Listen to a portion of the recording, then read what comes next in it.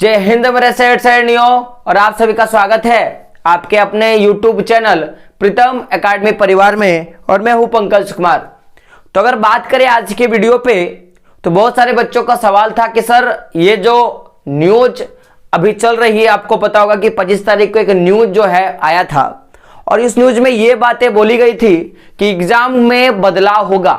यानी कि जो भी दिशा निर्देश जारी किया गया था, वो दिशा निर्देश या जो गाइडलाइन जारी किया गया था जैक बोर्ड के द्वारा, और सरकार ने जिस पे मोहर लगाया था, उस गाइडलाइन को वापस लिया जाएगा और फिर से क्या होगा, नया गाइडलाइन जारी किया जाएगा। तो उसके कुछ अहम बातों पे हम लोग बातें करने वाले हैं। यानी कि वीडियो क्या है, आपके लिए हेल्पफुल है। और अगर आपको लगे कि वीडियो हेल्पफुल है और आपको यह भी लगे कि ये आपके किसी दोस्त के काम आने वाला है, तो आप क्या करें, पहले तो वीडियो को लाइक करें और आप ये वीडियो उस दोस्त को शेयर कर दें जिसको ये हेल्पफुल होगा और जिसके लिए क्या होगा, मददगार होगा। और दोनों का ही अगर काम बन जाए तो क्या करें, चैनल को सब्सक्राइब कर लें और अपने दोस्तों तक क्या करें, इस वीडियो को जरूर से जरूर क्या करें, शेयर कर दें। अभी फिलहाल एक क्वेश्चन आपके मन में आ रहा होगा कि सरकार दोषी है कि जैक बोर्ड दोषी है। इस तरह का सवाल आपके मन में आ रहा होगा। तो मैं एक बात आपको पुख्ता बताना चाहता हूं, आप थोड़ा ध्यान से सुनना, कि ऐसे संविधान में लिखा हुआ है, अगर आप लोग संविधान को पढ़ोगे तो, कि किसी देश के नागरिक का, या मान लो कि आप अगर सरकार हो जाओगे, तो ऐसा होता है, नियम बनाया गया है कि सबसे पहले आपको आपके देश के रहने वाले नागरिकों की जान का, मैं किसका बात कर रहा हूं, जान का, उसको सबसे ज्यादा प्राथमिकता दी जाती है। अगर आप देखोगे ऐसे जो भी मुजरिम कोर्ट में पेश होते हैं, केवल ऐसे मुजरिमों को मैं बात नहीं कर रहा हूं जिनको मृत्युदंड दिया जाता है, बाकी सभी मुजरिमों को जिस तरह से सजा दिया जाता है, कभी भी इस बात का जिक्र नहीं होता कि इसका जो जान है वो तुम्हारा हो जाए। इस तरह का कहीं भी बातें नहीं की जाती है, ऐसा मुझे लगता है। तो यानी कि अगर आज हमारे सरकार, हमारा राज्य का जो सरकार है, अगर वो कोरोना के कारण एग्जाम नहीं लेता है, तो इसमें सबसे बड़ी प्रायोरिटी आपकी है, क्योंकि कहावत है, जान बची तो लाखों पाई। तो अगर आपका जान बच जाता है तो आप क्या कर सकते हो, अपनी जो भविष्य है उसको बना सकते हो। लेकिन अगर आपका जान ही नहीं बचेगा तो आप अपना भविष्य क्या, आप खुद कुछ नहीं कर सकते, ऐसी स्थिति हो जाएगी। तो ये जो ब्लेमबाजी हो रहा है सरकार पे, मैं ये नहीं बोल रहा हूं कि आप सही हो, मैं ये भी नहीं बोल रहा हूं कि सरकार गलत है। मेरा बोलने का मतलब है, जो मुझे लग रहा है मैं वो बता रहा हूं कि अगर सरकार एग्जाम नहीं ले रहा है तो इसका क्या मेन कारण है, आपको पता होगा, कोरोना सबसे बड़ा चीज है। क्योंकि जिन बच्चों का एग्जाम लेने वाला है या जिन बच्चों को एग्जाम लिया जाएगा, उनको टीकाकरण नहीं हुआ है। अगर वो टीका लगा लेती है, अगर टाइम पे अगर टीकाकरण पूरा का पूरा कंफर्म हो जाता है, तो एग्जाम जो है हो सकता है, ऐसा मैं बता दूं। तो जो बच्चे अभी तक टीकाकरण नहीं लिए हैं, मैं बोलूंगा जल्दी जल्दी आप टीका ले लो, ताकि क्या हो जाएगा, या वैक्सीन ले लो, जो भी आप लोग सोचो, तो आपका क्या होगा, एग्जाम जल्दी जल्दी हो जाएगा। ऐसे आप आशा लेके चलो। तो अगर वर्तमान स्थिति में देखा जाए तो हमारे पास जो एक एग्जाम का शेड्यूल बन के रेडी हुआ था, और जिस हिसाब से हम लोग पढ़ाना शुरू कर दिए थे और आप लोग पढ़ना शुरू कर दिए थे, उसके लिए जो गाइडलाइंस है या जो दिशा निर्देश हम लोग बोलते हैं, यानी कि किस हिसाब से एग्जाम होगा, किस तरीके से एग्जाम होगा, कितने मार्क्स का एग्जाम होगा, कब एग्जाम होगा, ये जो सारा का सारा बात जो था वो हमारा सितंबर महीने में बना था। और ये जो सितंबर महीने का जो गाइडलाइन तैयार हुआ था, ये क्या हो जाएगा, अब हमारे जैक बोर्ड चाहता है कि इसको वापस लिया जाए। कारण समझिएगा, इसमें क्या हुआ था कि आपको पता है कि टोटल जो सिलेबस है उसको 75% कर दिया गया था, और इस 75% के सिलेबस को 2 टर्म में बांट दिया गया था। एक था फर्स्ट टर्म, दूसरा क्या था, सेकंड टर्म। तो ये भी बोला गया था कि जो फर्स्ट टर्म का एग्जाम होगा वो जनवरी से, मैं किसका बात कर रहा हूं, यानी कि जनवरी तक जो है एग्जाम हो जाएगा, यानी कि दिसंबर से जनवरी तक क्या होगा, एग्जाम होगा, इस तरह का आसार जो था। और जो सेकंड टर्म का जो एग्जाम था, ये बोला गया था कि मार्च और या क्या हो कि अप्रैल के बीच में क्या होगा, एग्जाम होगा। इस तरह की संभावनाएं की गई थी हमारे जैक बोर्ड के द्वारा, हमारे सरकार के द्वारा, ऐसे पूरी की पूरी संभावनाएं की गई थी। तो यहां पे 2 तरह की सबसे बड़ी दिक्कतें हमारे पास आई। एक तो ओमिक्रॉन, साथ में भगवान ने और एक चीज दे दिया, कोरोना, और एक चीज दे दिया कि हम लोग जैक बोर्ड के अध्यक्ष और उपाध्यक्ष का नियुक्ति करने में कहीं ना कहीं जो है देरी हो गई। अब ये देरी किस लिए हुई आप सबको पता होगा, ये मुझे नहीं बोलना चाहिए। तो ये तो रही बात कि किन चीजों के कारण ये जो दिशा निर्देश था वो वापस होने का चांसेस क्यों है, मैं इस पे बात कर रहा हूं। तो अगर इस समय देखा जाए तो इस हिसाब से जो अभी हमारा टाइम चल रहा है, आपको पता होगा कि जनवरी जो है खत्म होने वाला है। क्या हो रहा है कि जो जनवरी जो है वो खत्म होने वाला है, ये हमारा टाइम है कि जनवरी, आज देख सकते हो आज मैं वीडियो बना रहा हूं, आज आपको पता है रिपब्लिक डे है और वीडियो ये कल पब्लिश होगा, यानी कि 27 तारीख को ये क्या होगा, वीडियो पब्लिक होगा। तो यानी कि अगर मैं 27 तारीख के हिसाब से देखूं तो आपको पता होगा कि 27 तारीख को क्या हो गया, 27 तारीख तक अगर देखा जाए हिसाब से तो आपका फर्स्ट टर्म का एग्जाम हो जाना चाहिए। क्यों?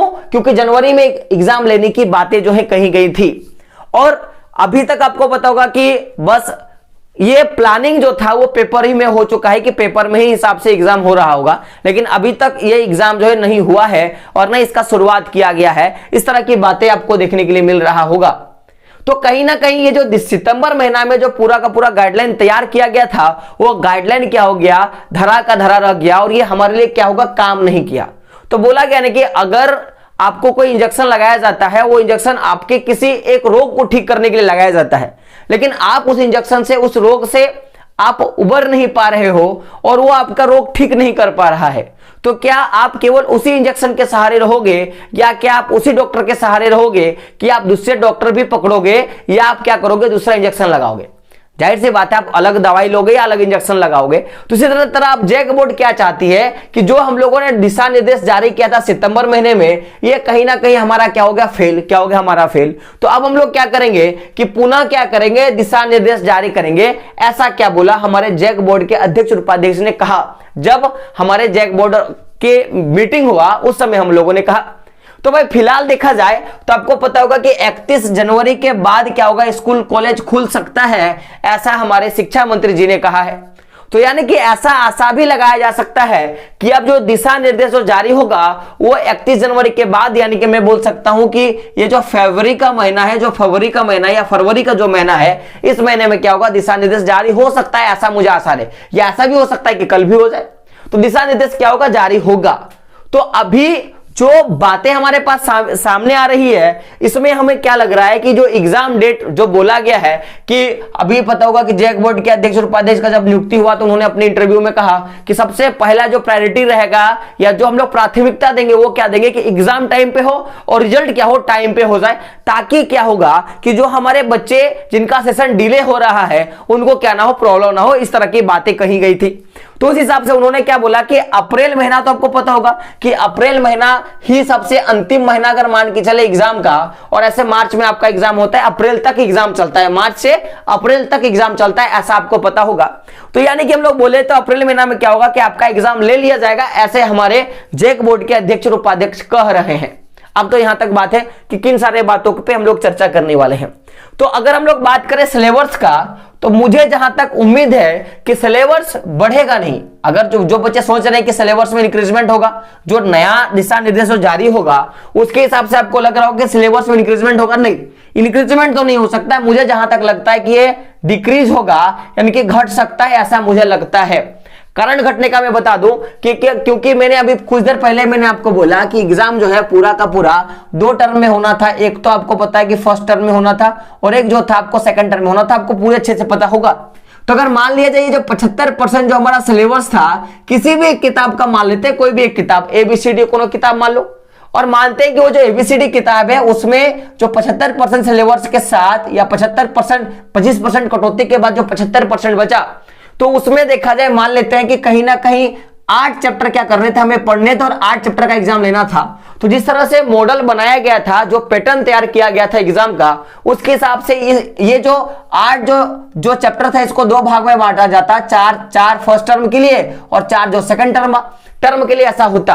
तो हम लोग देखें कि फर्स्ट टर्म में क्या होता कि 4 जो चैप्टर था उसका एग्जाम, और इसमें क्या होता है 4 चैप्टर का, दोनों का एग्जाम होता है। ये जो एग्जाम होता है आपको पता होगा ये ऑब्जेक्टिव के हिसाब से एग्जाम होता, और ये जो एग्जाम होता आपको पता होगा ये सब्जेक्टिव हिसाब से और प्लस ऑब्जेक्टिव हिसाब से एग्जाम होने वाला था। और इसके लिए भी मैंने काफी वीडियो बना दिया था आपको लोगों के लिए। इस तरह का एग्जाम पैटर्न डिक्लेयर किया गया था। साथ में ये भी बोला गया था कि इस एग्जाम से आपको 250 नंबर का क्वेश्चन आएगा, और इस एग्जाम से क्या होगा आपको 250 नंबर का क्वेश्चन आएगा। अगर कुल मिला के देखा जाए तो दोनों एग्जाम से आपको 500 नंबर का क्वेश्चन पूछा जाएगा। यानी कि हर साल जिस तरह से 500 नंबर का एग्जाम बोर्ड लेती है उस तरह का एग्जाम होता, ये जो पहले कहा गया था। लेकिन ये कोरोना बढ़ा और ओमिक्रॉन बढ़ा, इसके कारण क्या होगा कि अभी भी हमारा फर्स्ट टर्म का एग्जाम नहीं हुआ, ऐसा हमें संभावना है। यानी कि अगर देखा जाए तो हमारे पास जो एग्जाम पैटर्न है, जो अभी हमारे पास वर्तमान एग्जाम पैटर्न जो बनाना चाहती है जैक बोर्ड, वो क्या बोल रही है कि हम लोग एक ही टर्म पे एग्जाम लेंगे। यानी कि देखा जाए जब कोरोना नहीं बढ़ा था 2018 के पहले का अगर मैं बात करूं, नहीं 2018 के पहले का मैं बात करूं, 2016 का अगर मैं बात करूं, तो उस समय एग्जाम फाइनल एग्जाम होता था, एक ही एग्जाम दे दो और आपका रिजल्ट डिक्लेयर कर दिया जाएगा। ऐसा हम लोगों ने भी एग्जाम दिया था और मुझे जहां तक लगता है कि आपके जो टीचर आपको ट्यूशन पढ़ाते हैं ना, उससे भी पूछना, उन्होंने भी इसी तरह का एग्जाम दिया था, बस एक एग्जाम में आपकी जो रिजल्ट होती है वो क्लियर हो जाती है, इस तरह की बातें थी।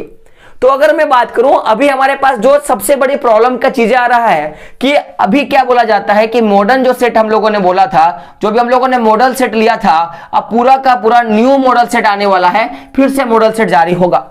तो यानी कि अभी तक हम लोग अंदाजा नहीं कर सकते कि किस तरह का मॉडल सेट आएगा, लेकिन अगर मैं बात करूं टोटल मार्क्स का, अगर मैं बात करूं तो टोटल 500 नंबर का ही एग्जाम पूछा जाएगा, क्योंकि बहुत सारे बच्चों का क्वेश्चन था कि सर क्या नंबर घट जाएंगे क्या, नहीं, 500 नंबर का ही एग्जाम पूछा जाएगा। सिलेबस बढ़ सकती है, सॉरी घट सकती है, बढ़ नहीं सकती, ये नहीं हो सकता, ये हमेशा होगा और एग्जाम जो होगा एक टर्म में होगा। अगर हम लोग बात करें अभी चैप्टर के हिसाब से तो सुनिएगा, अगर हम लोग बात करें कि भाई अगर जैसे कि हम लोग को 8 चैप्टर पढ़ना है किसी चैप्टर से और ये 2-2 भाग में बट गया था, हम लोगों को पता होगा इस तरह से बट गया था, तो अभी क्या क्या उम्मीद हो सकता है, हम लोग किस तरह से पढ़ाई कर सकते हैं। या तो क्या होगा कि 4 चैप्टर और 4 चैप्टर दोनों टर्म को मिला के ही, दोनों टर्म को मिला के क्या हो एग्जाम हो जाए, यानी कि 8 चैप्टर का आपका एग्जाम ले ले। ऐसा भी हो सकता है कि जैसे हम लोगों ने बोला कि कोई किताब है उसमें 8 चैप्टर अगर है तो 2 टर्म में बटा था, तो ऐसा भी हो सकता है कि केवल 8 चैप्टर का क्या करे एग्जाम ले ले, ऐसा हो सकता है। या ऐसा हो सकता है कि कुछ चैप्टर क्या हो कि कुछ चैप्टर क्या करे, कुछ मैंने मैं बोलूंगा कुछ है ना, कुछ क्या करे टर्म 1 का जो है उससे ले ले कुछ चैप्टर को, और कुछ जो चैप्टर वो किससे ले ले, किससे ले ले, टर्म 2 से ले ले। ऐसा हो सकता है पूरा का पूरा एग्जाम हो जाए। यानी कि अगर देखा जाए तो ऐसा भी हो सकता है कि 2 चैप्टर इससे ले ले और 2 चैप्टर इससे ले ले, ऐसा भी हो सकता है कि 3 चैप्टर इससे ले ले, ऐसा भी हो सकता है कि इससे 1 चैप्टर ले ले, कुछ भी हो सकता है। यानी कि कुछ टर्म 1 से ले ले और कुछ टर्म 2 से ले, एग्जाम ले ले, ऐसा भी हो सकता है। या ऐसा भी हो सकता है कि केवल क्या हो, केवल किसका बात करेंगे, केवल फर्स्ट टर्म का ही एग्जाम, फर्स्ट टर्म के ही चैप्टर के हिसाब से क्या हो एग्जाम हो, ऐसा भी सुनिश्चित हो सकता है। या ऐसा भी हो सकता है कि केवल और केवल किसके लिए हो सकता है, केवल और केवल सेकंड टर्म के हिसाब से क्या हो आपका एग्जाम हो, ऐसा भी हो सकता है। यानी कि सेकंड टर्म में जितने भी चैप्टर आते हैं उसके हिसाब से क्या होगा आपका एग्जाम होगा। तो ये 4 संभावनाएं हमारे पास बन के आ रही हैं। पहला तो दोनों मिला के एग्जाम हो, या कुछ लेके हो, या केवल और केवल एक का हो, या केवल 2 का हो, इस तरह से एग्जाम संभावित कर सकती है। अगर ऐसा करेगा तो फायदा आपका होने वाला है, कारण समझेगा, क्योंकि मैं अक्सर बोलता हूं कि ये जो एग्जाम पैटर्न होगा, अगर हम लोग बात करें कि जो एग्जाम होगा, ये एग्जाम जो होगा वो दोनों हिसाब से हो सकता है। ये एग्जाम मुझे जहां तक लगता है अगर वो पहले की तरह ले तो यानी कि सब्जेक्टिव और साथ साथ में क्या होगा ऑब्जेक्टिव, दोनों मिला के क्या होगा आपका एग्जाम होगा। तो इसमें क्या होगा, इसका सबसे बड़ा फायदा क्या होता है पता है, कि इसमें जो बच्चे पढ़ते हैं उन्हीं का नंबर आता है, जो बच्चे नहीं पढ़ते उनका नंबर नहीं आता है। और ये टिक मारने वाली जो चीजें होती है ना, उसमें जो बच्चा नहीं पढ़ता है वो भी अच्छा खासा नंबर ले आएगा। तो इन केस ये एग्जाम आपका होने वाला है, इस तरह का पैटर्न जो है होने वाली है। फिलहाल देखते हैं कि कब तक दिशा निर्देश जारी करता है, लेकिन अगर मैं देखूं तो ये सारी चीजें हमारे पास संभावनाएं बन रही है कि भाई 31 जनवरी के बाद पूरा का पूरा डिक्लेयर होगा। एग्जाम आपको पता है अप्रैल महीना में होने वाला है। सिलेबस में 25% है, उसे घट सकता है लेकिन बढ़ नहीं सकता, एग्जाम एक टर्म में होगा।